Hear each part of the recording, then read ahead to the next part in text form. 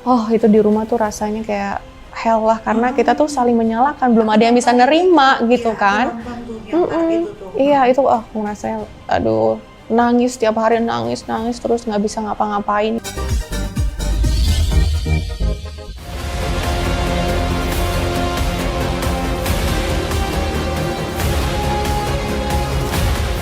Di tengah proses perceraian mereka yang hingga saat ini masih bergulir di Pengadilan Agama Depok, belakangan heboh lantaran pasangan Amar Zoni dan Irish Bella diduga saling sindir di media sosial.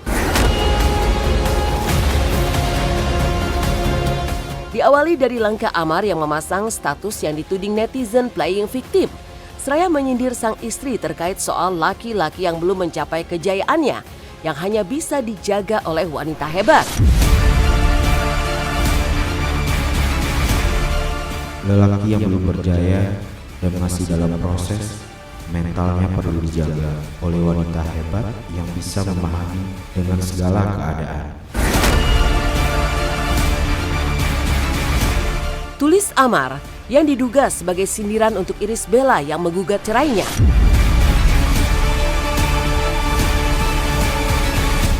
Tak tinggal diam, Ibel pun memasang status di media sosialnya yang langsung dituding netizen, diduga juga balik membalas sindiran sang suami dengan mengunggah sederet kalimat tentang pentingnya belajar agama bagi suami, istri, dan juga anak-anaknya. Jika suami tidak belajar ilmu agama, maka dia akan mendidik istrinya dengan apa? Jika istri tidak belajar ilmu agama, maka dia akan mendidik anaknya dengan apa? Jika anak tidak belajar ilmu agama, maka dia akan mendoakan orang tuanya dengan apa? Unggah Ibel, seakan quotes tersebut menggambarkan kondisi keluarganya selama ini. Tapi benarkah itu semua untuk menyindir sang suami? Waktu itu shock banget sih. Pastinya awalnya tuh aku kayak bertanya-tanya gitu, lebih ke bertanya-tanya kenapa gitu, kenapa ini terjadi, kenapa sama aku gitu kan, kenapa ini terjadi, kenapa sama aku gitu kan.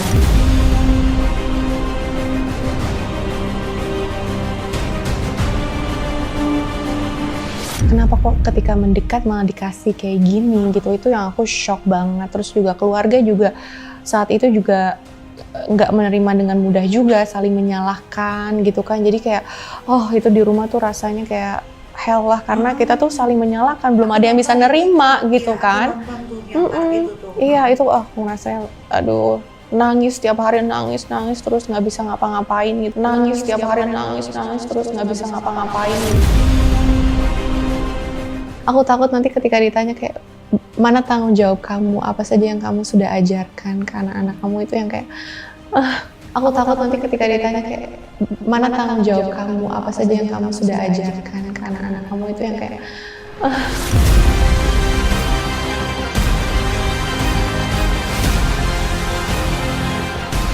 sedangkan ilmu aku aja masih nggak ada apa-apanya gitu, gimana aku mau mengajarkan mereka gitu kan.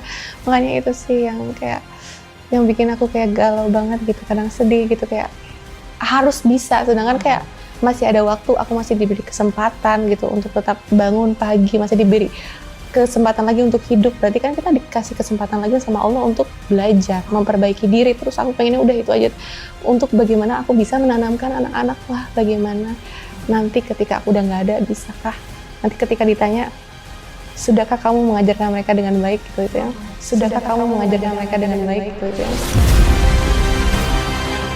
Bang Amar jarang ngomongin hal itu sama aku gitu loh, karena memang mungkin itu privasinya dia dan aku juga nggak berhak nanya-nanya juga gitu loh kan, nggak enak juga karena aku juga punya keluarga juga kan, jadi ya saling paham aja lah. Tapi Bang Amar nggak pernah untuk ngomong-ngomong masalah itu. Bang Amar diam dan dia biasa aja sih gitu sama aku ya. Mungkin dia sedih di dalamnya, cuman di luarnya dia tetap menunjukkan dia happy aja gitu.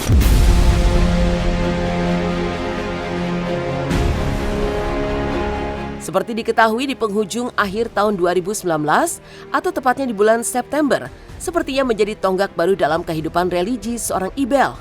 Karena di bulan itulah ibu dua anak berdarah Indonesia Belgia ini memantapkan hati untuk berhijrah dan mengenakan tudung muslimah.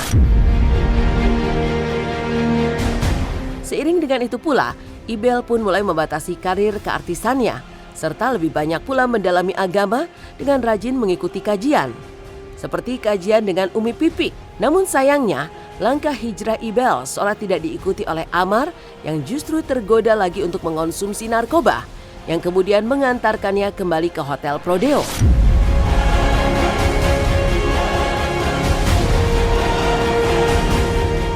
Lantas, menyesalkah Ibel dengan apa yang kini dialaminya? Dan apa pula kata Aditya Zoni, adik Amar, tentang kondisi Amar saat ini yang terus berjuang untuk menjadi pribadi yang lebih baik lagi dari sebelumnya? Ya mungkin pendewasaan ya.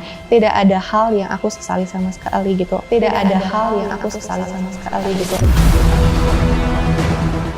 Semua yang terjadi dalam hidupku itulah takdir yang Allah sudah tentukan gitu. Itulah yang membentuk aku menjadi diri aku hari ini. Itulah yang membentuk aku menjadi diri aku hari ini.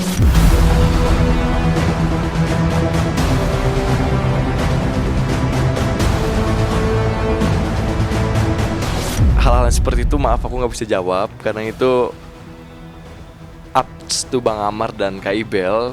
Aku cukup mendoakan dan aku cukup mensupport Bang Amar sama Kak Ibel. Bang Amar keras, walaupun keras dia punya prinsip, tegas. Cuman ketika perasa orangnya. Ketika keras lembut lah. Keras di luar, lembut di dalam mungkin. Ya, jadi memang Bang Amar sosok yang abang yang punya prinsip selalu keras dan memang dia matang juga kan. Dia selalu ngajarin adik-adiknya. Dan ada saatnya juga kenapa ya kita saling berdua itu saling sharing. Kan karena kita punya kajian rutin ya. Saya sama Ibel tuh ada kajian rutin yang memang membahas tentang kitab fikih dan segala macam. Jadi saya tahu Ibel semakin kesini semakin lebih mendekat ke Allah, pengen belajar lagi gitu, lebih menjadi dia udah soleha tapi pengen jadi wanita yang lebih soleha lagi, menjadi ibu yang soleha.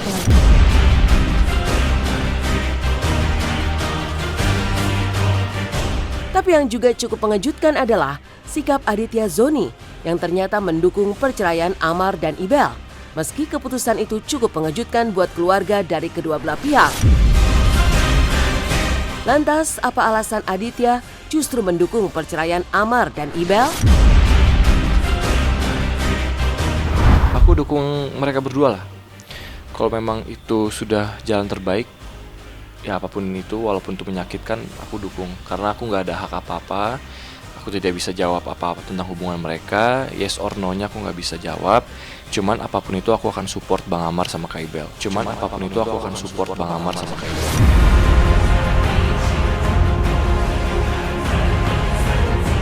Pasti sedih. Nggak ada nggak ada keluarga dari Adit juga, dari keluarga Kak Ibel mau perceraian. Nggak ada yang mau. Cuman kan memang itu balik lagi ke diri masing-masing. Dari Bang Amar, dari Kak Ibel, ya kalau memang sudah dirembukan, kalau memang sudah berkonsultasi, sudah saling ketemu dan memang itu jawabannya, ya kita nggak bisa ngapa-ngapain gitu. Jadi kalau dikatakan cerai atau tidak ada segala macamnya, tentu saya harus berusaha lebih untuk meyakinkan mereka semua dengan tindakan saya.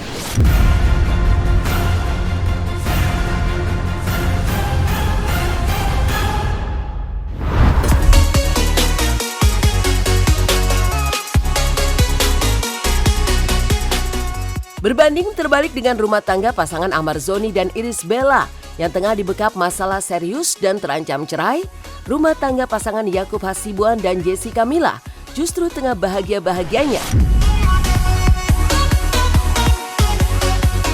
Apalagi dalam beberapa bulan ke depan, pasangan yang menikah pada Mei 2023 lalu itu akan dikaruniai buah hati pertama mereka.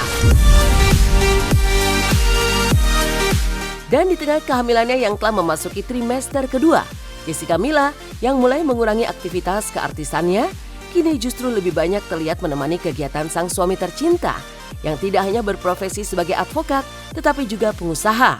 Lantas, apa saja perubahan yang dialami Mila selama kehamilannya yang kini telah memasuki bulan kelima? Dan benarkah saat Mila tidak merasakan ngidam, justru Yakublah yang berbalik merasakan ciri-ciri khas wanita hamil tersebut? puji Tuhan kondisinya sehat-sehat. Kemarin juga udah ke dokter, nggak ada larangan atau pantangan apa-apa juga. Masih beraktivitas seperti biasa, yang penting nggak terlalu capek aja gitu. Jadi senang banget puji Tuhan hari ini bisa datang. Awal-awal iya sih, awal-awal mungkin sampai bulan ketiga gitu. Tapi sekarang udah enggak. Wah itu bener lagi. Aku yang ngidam malah ya. Ngidam. Iya. Ngidam Hotpot. hotpot, shabu-shabu. Tiap minggu kayak harus makan itu. Awalnya saya nggak percaya loh bahwa bisa somnya ngidam. Iya benar. Tapi kelihatannya ternyata Benar. asli, ternyata bisa seperti gitu. itu. Aneh tapi nyata. Kayaknya udah 6 atau 7 kilo deh. Belum kayaknya 5. Oh deh. Kilo. Nggak kelihatan tapi. Bayinya nggak menjadi kilo dong. 6 kilo, tapi mungkin sekarang udah naik lagi. Ya kalau orang tua kan pasti wajangannya kan selalu dengan doa ya. Bisa Yakub dan Mila bahagia ya, rukun-rukun, bisa anaknya nanti lahir dengan sempurna. Bagi orang tua itu aja, ya itu udah menjadi cukup.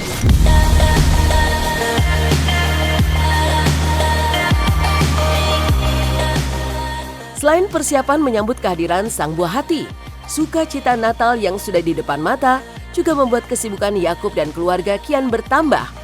Lantaran keluarga besarnya memiliki tradisi merayakan sukacita Natal bersama.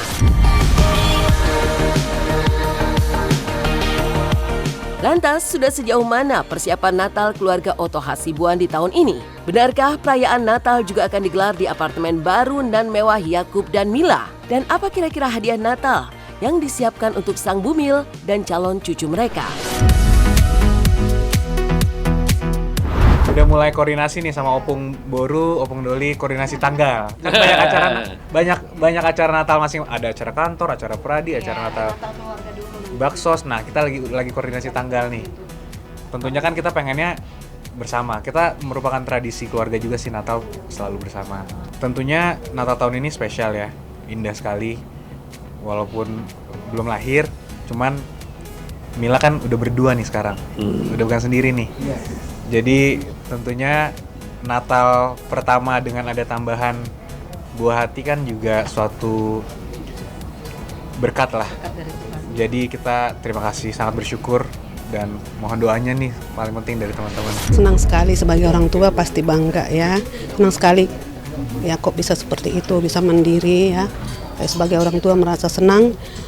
Saya berdoa sama Tuhan, semoga dia berguna juga untuk kita semua bagi nusa dan bangsa. Amin.